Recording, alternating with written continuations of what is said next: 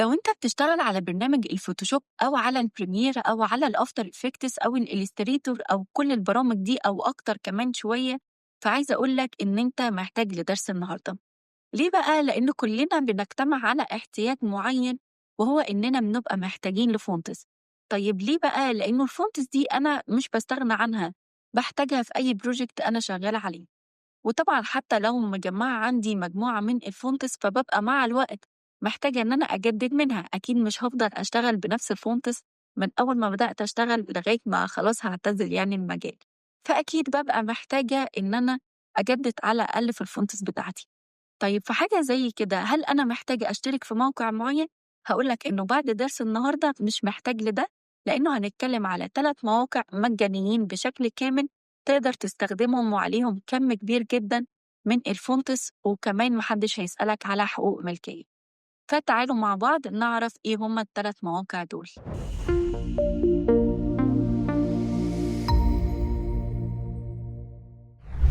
ودلوقتي قبل ما نفتح أول موقع معانا من ال3 مواقع اللي هنتكلم عليهم النهارده، حابة أقول لك إن ال3 مواقع هتلاقيهم في الdescription أو في صندوق الوصف، تقدر إن أنت ترجع لهم وتدخل عليهم وتستفيد منهم. وكمان في نهاية درس النهارده هاقول لك إزاي نقدر بعد ما نعمل download للfont بتاعنا، إزاي إن إحنا نعمل له install على الجهاز علشان يكون بيدخل معانا في كل البرامج اللي بنشتغل عليها. فتابع الدرس لغاية النهاية وما تنساش تعمل subscribe علشان زي ما أنت شايف كده بنتكلم في مواضيع مهمة جدًا وبتفيد، فخسارة إنه يضيع عليك كل ده. فخلّينا نفتح أول موقع أهو معانا اسمه FontShare.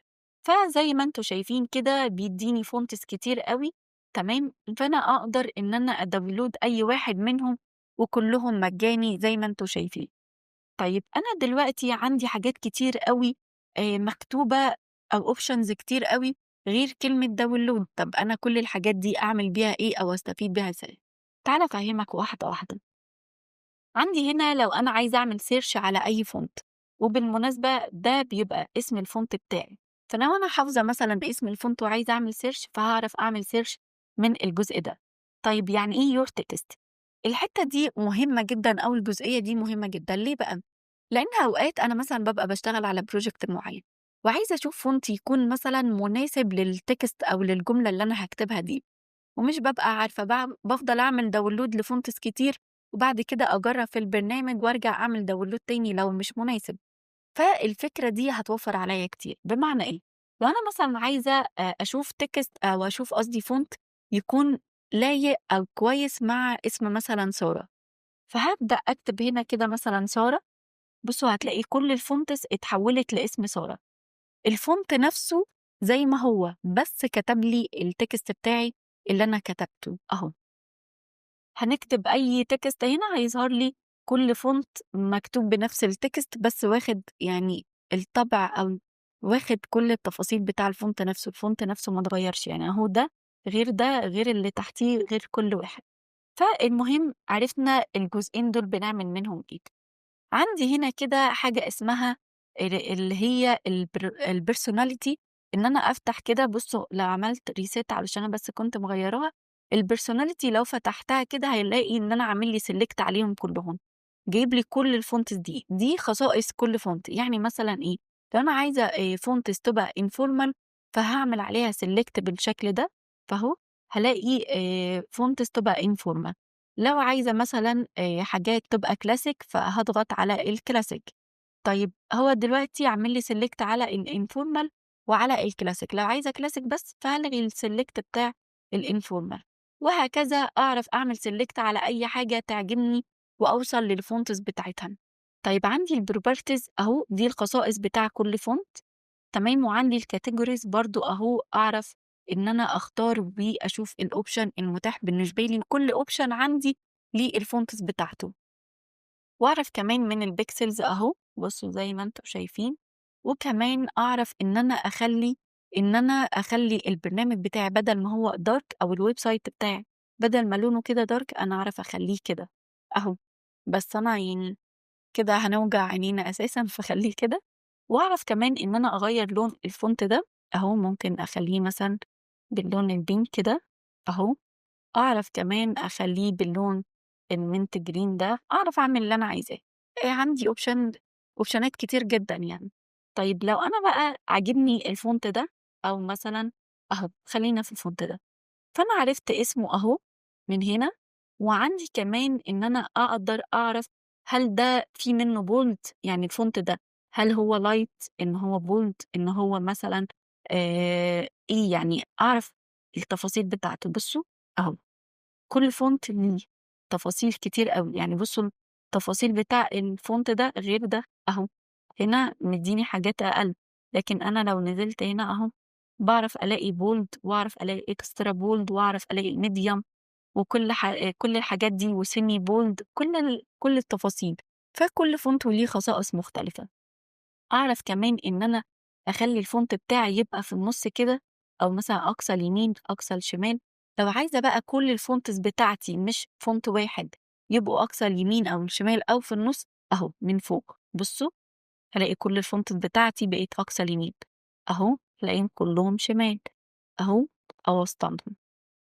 فده في حالة إن أنا عايزة أخلّي بشكل عام على كل الfonts وأقدر كمان إن أنا زي ما قُلت لكم لو font واحد بتاعي أعرف إن أنا أتحكّم فيه أهو، باعرف أتحكّم عادي جدًا، ولو كمان عايزة أخلّيه double أخلّيه triple عندي عادي جدًا أهو، باعرف إن أنا أتحكّم في كل الحاجات دي.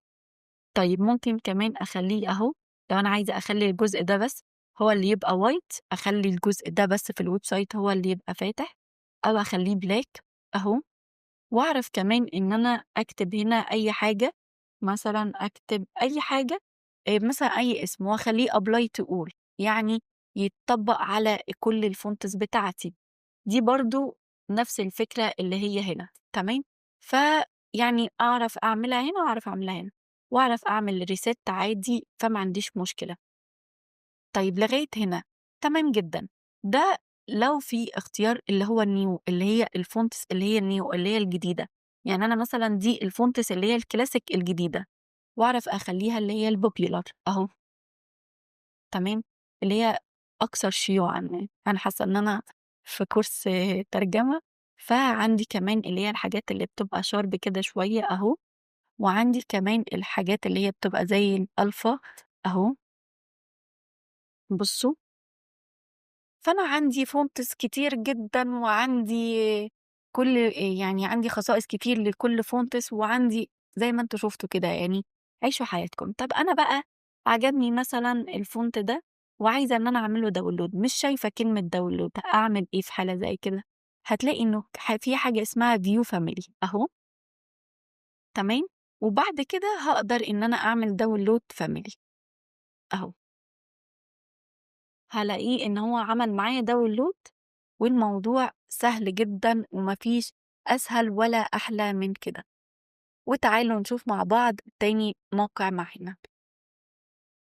دلوقتي تاني موقع معانا أهو تمام، اسمه إيه، اسمه font download تمام، فأنا دلوقتي أهو فتحته هالاقي إن أنا بُصّوا عندي fonts كتير أوي إزاي، وعندي كمان صفحات كتير، يعني عندي أهو بُصّوا بافضل أنزل كده، يعني عندي مثلًا 10 أهو، أعرف إن أنا أdownload كل الfonts اللي أنا عايزاها، ما فيش أي صعوبة عندي، ده مختصر يعني مش مدّيني options كتير زي الwebsite اللي قبله، بس أعرف مثلًا لو عجبني الfont ده أعرف أعمل له download بس، ما فيش أي مجهود ولا أي تعب، أي font يعجبني باضغط download أهو، تمام جدًا لغاية كده. وده كان تاني ويب سايت ودلوقتي معانا الموقع التالت والأخير وهو لو عملت سيرش على ويب سايت اسمه 1001 فري فونتس هتلاقيه طلع لك وبلاش فرهدة أنا كده قايله لك يعني إن أنا سايباهم لك في صندوق الوصف فارجع لهم.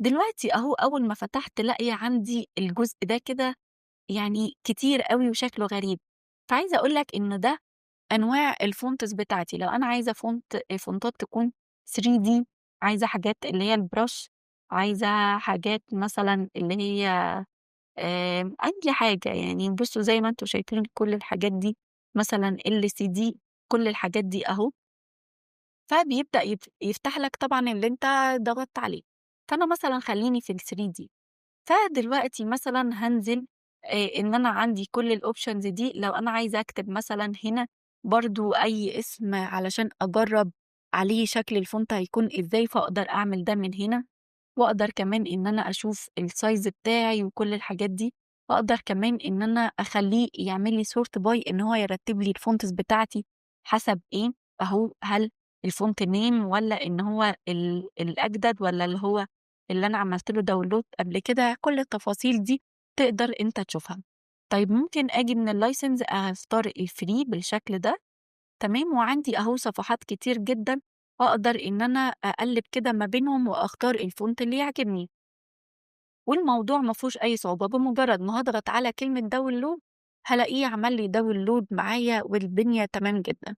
طيب أنا قُلت لك إنه في نهاية الدرس أو بعد ما نكون بنتكلم على ال3 مواقع دول، هاعرّفك إزاي نكون بندخّل الfonts دي عندنا على الجهاز. فدلوقتي كل اللي هاعمله إن أنا هاجي أهو من هنا وهاعمل search على حاجة اسمها run وهاضغط كده وهاكتب هنا كلمة فونتس، أي حاجة هتطلع لك هتلغيها وتكتب كلمة فونتس وتدوس أوكي، هتلاقي إنه طلع لك كل الفونتس اللي موجودة عندك على الجهاز، وبعد كده تدخل على قائمة الداونلود بتاعتك، وبعد كده تاخد الفونت اللي أنت نزلته ده أو عملت له داونلود تاخده كوبي وتيجي هنا تعمل له بيست، تمام، وبعد كده هيبقى اتضاف عندك على الجهاز، وتقدر بقى لو دخلت على أي برنامج من اللي بتشتغل عليهم تلاقي الفونتس دي متضافة. وده كده ببساطة موضوع درسنا النهاردة، وأتمنى يكون كان مفيد بالنسبة لكم، ولو عجبك الدرس ما تنساش تعمل لايك وسبسكرايب وتابع الدرس الجديد اللي بينزل على القناة كل يوم اثنين وخميس الساعة 10 مساء.